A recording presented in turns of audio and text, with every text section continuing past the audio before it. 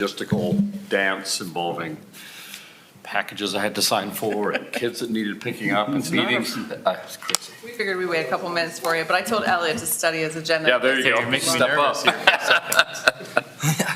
We're recording. Okay, great, thanks. Okay, welcome, and apologies for my lateness. This is the April 16th meeting of the Sandusky Landmark Commission. Quinn, will you call a roll, please? Elliot Dyer, Here. John Feltner, Here.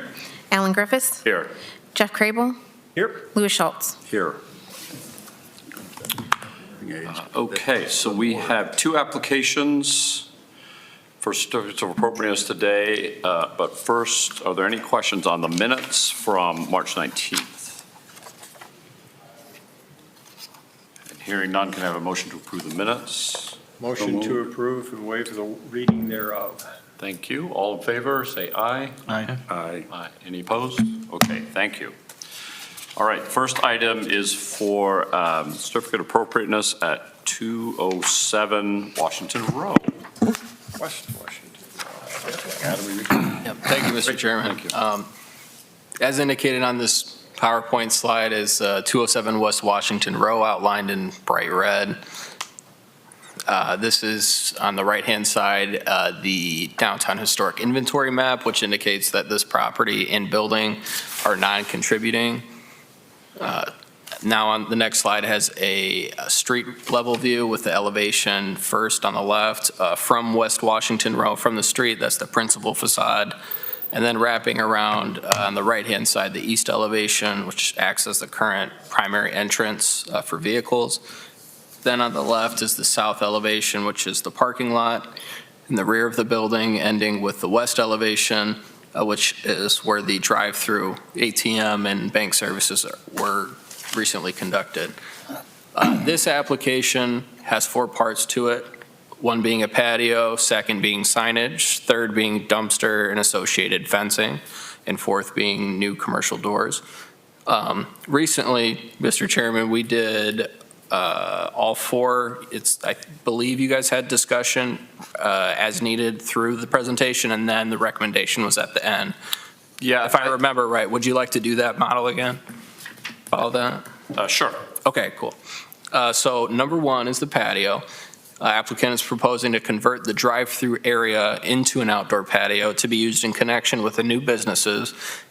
First business is Cafe Washington and Market, and the second one is Washington Row Event Venue.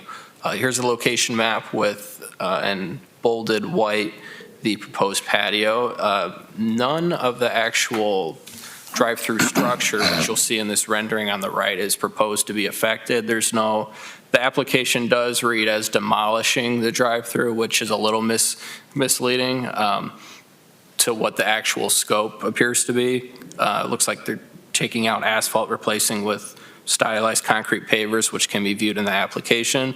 But as you see here, there's a mix of some opaque fencing, but mostly open view with landscape screening as well.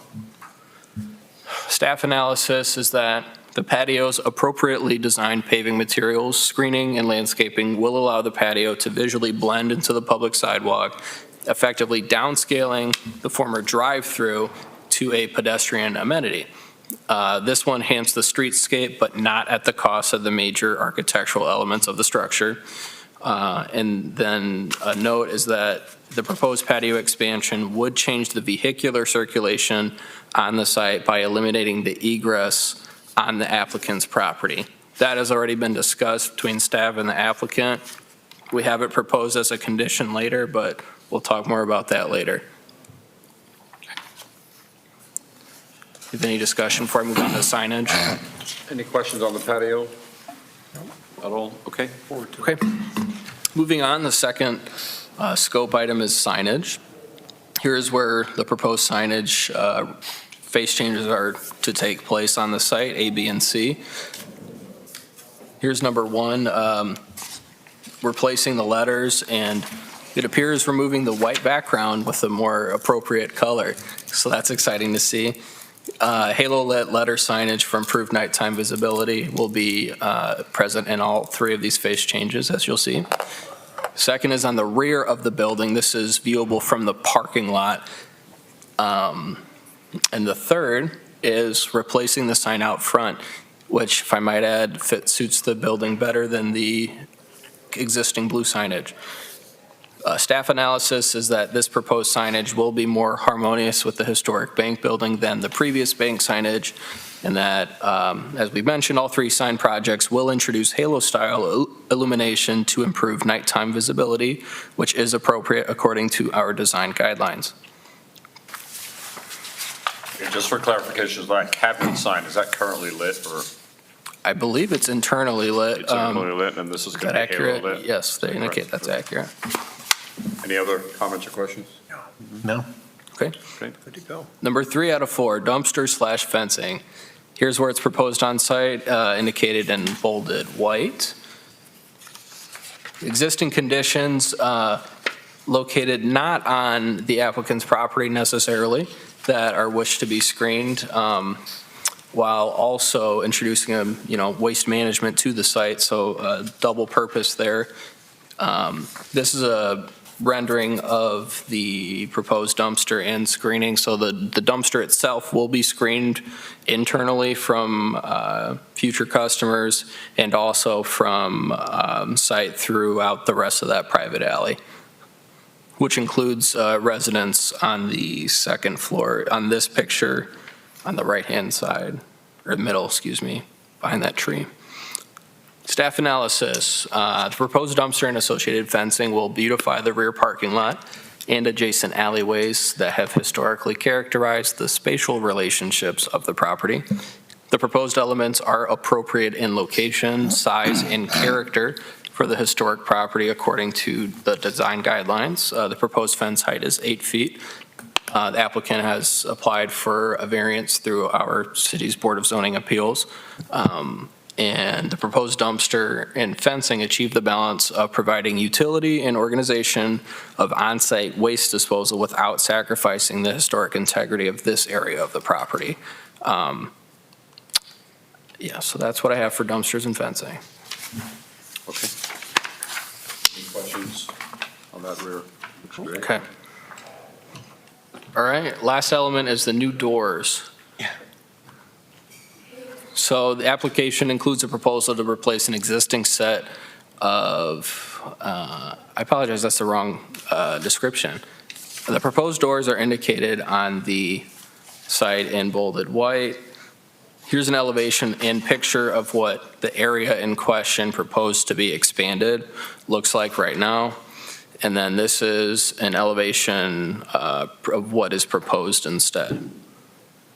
So, but in the every description that I've read and what was included with the application as well, these are not supposed to be overly ornamental at all, just tasteful, but mostly for utility, which is in accordance with the guidelines. Staff analysis, the existing window next to the ATM has existed as an opening to the building for driving customers for decades. The proposed doors will not eliminate principal architectural features of the site, but only slightly expand an existing opening to accommodate the new patio use and increase the pedestrian scale of the west elevation of the building. 3, the design of the door is not overly ornamental, and 4, the proposed replacement doors are considered a minor change and appropriate according to the design guidelines. Staff recommendation is approval with the following conditions. 1, all applicable permits are obtained through the building department, engineering department, planning division, and any other applicable agency prior to construction. 2, city staff's concern regarding vehicular egress from the site is addressed, and that is actively being worked on already by the applicant. And 3, and finally, a variance is granted from the Board of Zoning Appeals for the proposed height of the fence, and if not granted, the height shall be no more than 6 feet, which is by code what the max is. That is the end of my presentation. Thank you. Mr. Chair, Yeah. if I may interject a question, the parking or the egress question. Yeah. Is this, are we looking to egress behind the Hart Building or north to? West onto Jackson Street was where they were looking. Right. Yeah, they've contacted the owner of the Rieger building, right? And Who owns that alley or that means of egress? the owner of the Rieger building, Would you like the applicant to come up? Yeah, if you guys would, you're welcome to come up and address this, you don't need to. If you just come up, Lori, and give us your name and your address. That's part of the routine. Hi, I'm Lori Korofkin. What else do you need? Your address. My address, 1639 Cedar Point Road. Thank you. Good. So I have had a conversation with the owner of the Rieger Building. He manages many buildings like the Rieger Building. He has a 501c3. His name is Steve Boone. I spoke to him from his office in Columbus. And I have John Frankel, our attorney, working on a letter. The survey was just completed, and we received that from Janana and Herner. John is going to, we need the legal description of that alleyway. And Steve has said, it's great, no problem, just send me the survey and the request for the easement, and he's fine with that. So. Good. Okay, great. While you're here, do you want to just comment generally on your projects and? Well, super excited about it. I think it's something that the city needs. Katie has an incredible reputation and has established that over the past, 8 years since she's been back. The idea that we'll be offering grab-and-go, items that you don't have to wait for, that will be prepared and available, so that you can come in as you're driving by and pick up and take with you back to your desk, back to your truck, wherever, or we will have wonderful seating inside as well as outside on the patio, and tables in front of the building underneath the overhang, so that people can enjoy looking at the garden district, which, I think this area, I know that Vita has, tried, but most of the development in Sandusky has been north and, focused on the water, which is what it should have been. But this will give us a wonderful sort of balancing, because we'll have people that will be able to come enjoy the green space of the park across the street, and just have a place to be able to, hang out and also to purchase food. We will have market items for those people that are living, have chosen to live downtown as well. And I think it's going to be awesome. We're really excited. Really excited. Thank you. Thank you very much. Thank you. I'm very excited about this project because I see Washington Road, east and west, actually becoming something of a food corridor. Yeah. You've got Vita and Demorse that are the located Demorse, there. yeah. You've got Vita. Now we have, your project opening. And who knows, maybe there'll be more. And I think it's all good. It's funny, when I was a kid, this used to be where Kubak and Booterer was. And Fight Contractors, I worked for them, and I was in high school at the time, and I remember the cabinets came in for all the drugs, and I sold the paper for $1.14. And then a few years later, they tore it down, and up came the bank, and then Ed says, go down and clean all the windows. It's happening on Monday. Christ, what did I know about cleaning the window? I think I had a bottle of Windex and a paper towel. I'd all like the smear here, smear there, So it's exciting to see how it's developed definitely over the years. Just as a matter of personal courtesy, what will your hours be? Katie, do you want to answer that? Sure. You can speak to our thousands of YouTube. I need to start planning. Subtract that by 995. Katie Korobkin, 2923 Timber Lane. We haven't fully established our operating hours yet. However, we have seen a need for coffee, breakfast type items to be open earlier than the current businesses in downtown area stay open. And I don't know about you guys, but I love coffee at like 4 o'clock in the afternoon, and we don't have a coffee place that's open past 2. So the idea would be for the cafe and marketplace to be open maybe as early as 6 a.m. and to be open as late as 6 or 7 p.m. We will have a bar as well, full bar with glassware. It'll be wonderful. So that is the plan for Cafe Washington and Market. And then Saturdays we will be closed and we will be an event venue. And the guests that rent the space will have access all day. Okay, Great. thank you. Mr. Chair. Yeah. Just personally, I mean, as someone who lives downtown and resides downtown, it is something that we're lacking here is a cafe kind of market type of thing. And this is going to be great for the area. Not only the product, but also what you guys are going to do to the building too. I mean, it's a bank with bright blue colors and it's going to be looking a lot nicer than it is now with the lighting and what have you. So in terms of the historic patio and all that, it's going to look much better in terms of making the appearance much prettier. So thank you. Thank you. Anybody else? No further discussion. Can we have a motion on the staff conclusion recommendations, please? I recommend that we accept the staff recommendations. Second? Second? Okay, so we have a motion to accept staff recommendations and a second. Quinn, will you please call roll? Elliot Dyer? Yes. Louis Schultz? Yes. John Felter? Yes. Jeff Crable? Yes. Alan Griffiths? Yes. Thank you very much, and congratulations. We'll look forward to seeing you open. Is that a soon-to-happen thing? April 26th. April of 26. Right, we should start demolition,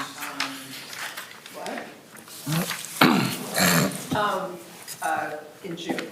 So construction will be done by January, and then it'll give us a chance to move, the furniture in and product and be open by April 1st. Okay. Great. Thanks. Thank you. Thank you. Okay, next we have an application for signage at 202 Columbus Ave. Small City Tap House. Thank you, Mr. Chairman. Pictured on this slide is an aerial view of this property outlined in bright red. I should point out this is the portion of the overall development. It's on this parcel. It's on the northwest corner. All of Small City Tap House and Clag Brewing Company is technically larger, but this is focused on this. Now on the right-hand side, you'll see historic designation as a contributing building. This is the Stone Building, Stone, I believe that's the formal name for it. Here's the street level view on the left from Columbus Ave and on the right from East Market Street. What we're talking about now, like I said, is on the northwest corner of the building. It's a blade signage, and I'm going to leave this up for a little bit. So the applicant is proposing to install one 14-foot by 4.5-foot double-sided LED illuminated blade sign on the northwest corner of the building with custom brackets. The sign is proposed to have a routed aluminum lettering backed with a white acrylic copy, internally illuminated by 3,000 Kelvin white LEDs to improve nighttime visibility. All right. Staff estimates the bottom of the sign to be approximately 15 feet. Recently, I was this morning told 19 feet. 10 feet is the design guideline minimum, so we're good there. Analysis is that this does not appear to threaten any historic integrity of the former Stones Block building, that's what it was, at 202 Columbus Ave. The location of the proposed sign appears to be well balanced with the existing historic facade of the building. The location of the sign on the corner is also efficient and effective in that it will be easily viewable from all four sides of the Columbus Ave and Market Street intersection. The sign also projects from a corner, which visually accentuates this already existing edge of the building and brings the facade closer to the pedestrian level. The size of the proposed sign is pedestrian in scale, and design style choices were taken to make the proposed signage harmonious with the historic building. The sign is proposed to be fastened to the wall with aluminum brackets and to be backlit with an appropriate illumination method behind routed letters, which are all appropriate according to our guidelines. Staff's main concern with this sign is the proposed uplighting that was called out at the top of the sign. which at first would appear to conflict with our dark sky requirements contained in city ordinance. So that should be 24-161. We have talked at length with the applicant and with their agent, Brady Signs, about potential fixes to that, but I'll let him comment further. Finally, our recommendation is approval with the following conditions. One, all applicable permits are obtained through the building department, engineering department, planning division, and any other applicable agency prior to construction. And two is that the uplighting be removed or replaced with a downlit alternative so as to be compliant with city ordinance 24-161. 26. Yeah, 24. I'll add one comment too, that when you look at historic photos of our downtown, you see a lot of projecting signs, a lot of awnings, which add character to the area. So the painting, the facade treatments, the awnings that they did add were all part of a application approved by Landmarks a few years ago, and their intention was to bring signage after that, once they kind of saw what all this looked like. So it's our job to kind of get the details right, but in general, this type of sign is common in the historic time frame of the period of significance of our downtown. Okay, thank you. Just a quick, I guess, kind of technical question for us. The issue of the uplighting and the compliance with city ordinance, is that as much a matter for us as it would be for some other body? Essentially, it's planning division that administers that because it's part of the, it's part of the review we'll do for the commercial sign permit. So we don't need y'all to solve it. We just wanted Okay. you to be aware and put that condition in there so you know that we will solve it with them before they get their permit. That's what I was wondering. Thank you. Okay, would either the applicant or Mr. Brady want to come up and talk to any of this? It's up to you guys.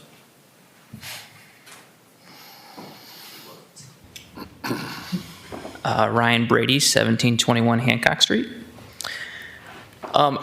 You want me to just start with the uplighting piece, since that kind of seems like it was the kind of left off there? Yeah. So the rendering shows a more aggressive lighting feature than what you would actually see when it's actually fabricated. So essentially how that lighting feature is created is within that cabinet that holds city, we have LEDs inside there, and you paint the inside of that white reflective. So there's a lot of light bouncing around in there. How we're going to achieve that lighting effect is we're essentially going to route out a strip out of the top, and so you're going to have some ambient light that floods up towards the silhouette.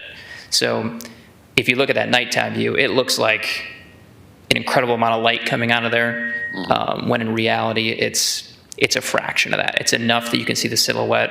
The silhouette will absorb most of the light. There might be some spillage, but it's not going to be anything that's going to interrupt your view of the stars, or it's not going to wash the building kind of thing. So I wanted to just note that it's a little aggressive on the rendering. Trying to render lit up signs at nighttime can be a bit challenging. So just wanted to give some perspective there and kind of how we would intend to achieve that.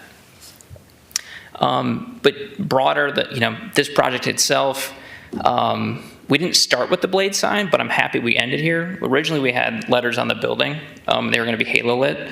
And when we went to survey the building, we found that behind that black paneling is all glass. There was nothing to attach to.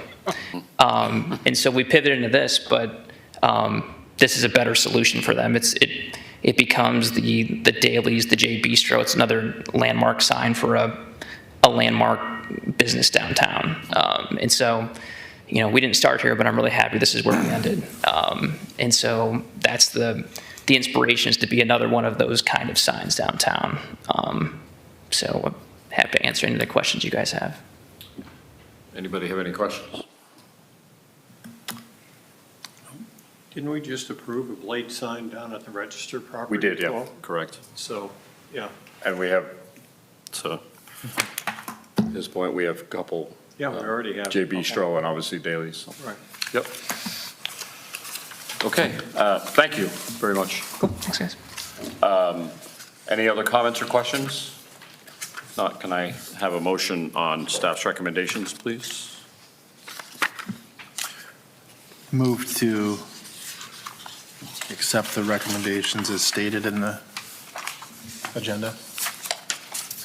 Second. Second that. Any further discussion? So, well, I guess I just want to know that there's going to be a conversation about the uplighting versus otherwise. Traditionally, when we talk about uplighting, it means that there's an outside fixture spraying light up against the outside of, whatever the sign is, okay? This does not sound like that's what this is about. This is lighting that is internal to the blade itself, and there's some leakage at the top. So I'm hoping that there can be a coming together of minds. Yeah. And I say that fully recognizing that I was one of the people who was in favor of 26-161 and helped raise it, I think, with Commissioner Murray at the commission level. So, but I hope we can come up with a solution. Sure. We did speak to Mr. Rady before this meeting, and staff didn't, we have a better understanding now of that design, and it sounds to me from the description, I'm understanding that the majority of that light will be absorbed by the silhouette of the sign, and we do have the ability to have the feature lighting in the ordinance, so I think that as designed, it's probably compliant. We just need to document that, and Mr. Rady said he's gonna take a look, just so we can make sure we're understanding that it's not gonna spill light up past the cornice, which is like 20 feet higher than the top of this sign. So I think it's fine. To your point, it's not fixtures, it's not extra lights that are pointed upward as we originally thought. Yeah, we've looked at our building, the condo building, for example, and originally we were thinking about putting light fixtures just above the first floor and washing the front of the building with light. Well, that was uplighting, and it would have been completely contrary to 26-161. But I think if we decide to do something now, we'll be mounting the fixtures across the top end. Like the Cedar Point Center, Yes, yeah, which looks beautiful. it does. Is the uplighting able to be dimmed? Like if you put it in and it's too bright and it's flowing too much, could you dim that down so it reduces the kind of bleed that it goes into the skyline, or? Yeah, kind I of- think the easiest way to do it would be to add some diffuser vinyl to the top where you're gonna have. Right. It's designed to be a clear acrylic lens, but if it looks like the rendering, right, we have a recourse to dim that with diffuser. Okay. Any further comments on the signage itself? I just note that this is an example of an internally lit blade sign that is compliant with historic guidelines based on the lighting and the way it's cut out and all of that, so. Okay, without further discussion, Quinn, will you call the roll, please? Alan Griffiths, Yes. Louis Schultz, Yes. Elliot Dyer, Yes. Jeff Crable, Yes. John Felter. Yes. All right, thank you very much, gentlemen, appreciate it. Thank you for your time. Outstanding. Look forward to seeing it. So are we. It's been a long road. Yeah. I'm sure it has. Aaron, do we have any other business?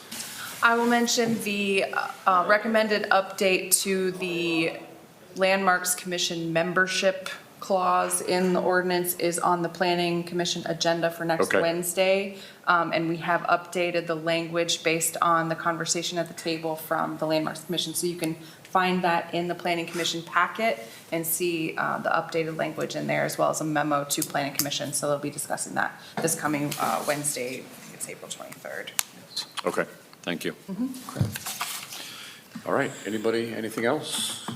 Okay, if not, we are adjourned. Thank you very much.